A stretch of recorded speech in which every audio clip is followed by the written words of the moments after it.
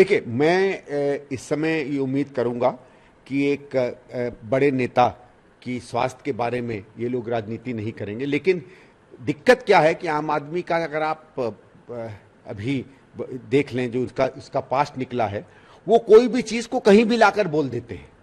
और माफ करिएगा, किसी को बुरा लगे तो मैं माफी चाहूंगा, लेकिन झूठ बोलना उनकी आदत में है।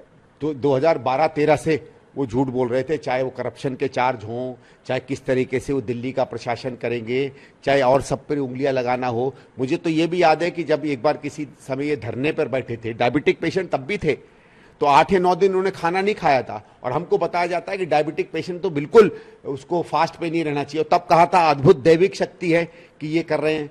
तो कोई भरोसा नहीं है आम आदमी पार्टी के। इसी वो एक कहानी है ना, वो भेड़िया वाली, इन्होंने इतनी बार झूठ बोला है कि जब ये सच भी बोलते हैं तो कभी कभी मन में लगता नहीं है कि इन पर कुछ विश्वास किया जाए।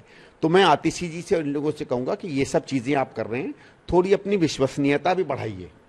और अगर आप विश्वसनीयता बढ़ाएंगे तो फिर जब ये गंभीर कोई विषय सामने आता है तो सब लोग आपके साथ खड़े दिखेंगे। देखिए, इस पे तो मैं यही कह सकता हूं कि हम तो बहुत झूठ बोल रहे थे, मगर अभी 1 महीने पहले तक संदीप दीक्षित जी हमारे साथ चुनाव लड़ रहे थे। देखिए, ईडी, सीबीआई इन्वेस्टिगेटिंग एजेंसीज हैं, इनका काम ये है कि इन्वेस्टिगेशन करके कोर्ट के सामने अपनी बात रख दें, बस इतना काम है।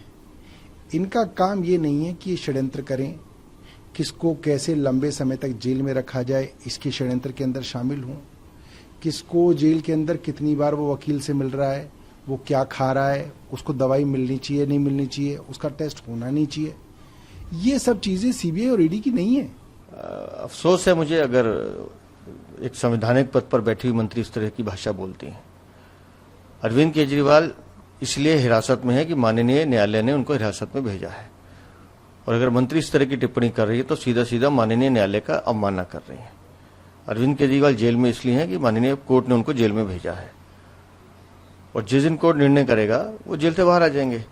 तो ये जांच एजेंसी और माननीय न्यायालय के बीच का मामला है, तो ये बात उनको समझ में आनी चाहिए आतिशी को। लेकिन उनका दुर्भाग्य यह है कि उनको झूठ बोलना है, बार बार बोलना है, ये उनके स्वभाव में है, इसलिए वो बोलती हैं। लोग पॉलिटिक्स नहीं करेंगे। अगर आप आम आदमी पार्टी पे देखें, कभी भी कुछ भी बोलते हैं, 2012 से लगातार झूठ ही बोल रहे हैं। मैं स्वागत करता हूं संदीप दीक्षित के बयान का कि कम से कम देर आए दुरुस्त आए। सच बोल रहे हैं लेकिन देरी से बोल रहे हैं, क्योंकि हनीमून पीरियड इनका खत्म हो गया है। दोनों दलों का डाइवोर्स हो गया है, दिल्ली में अलग अलग दिशाओं में चल रहे हैं।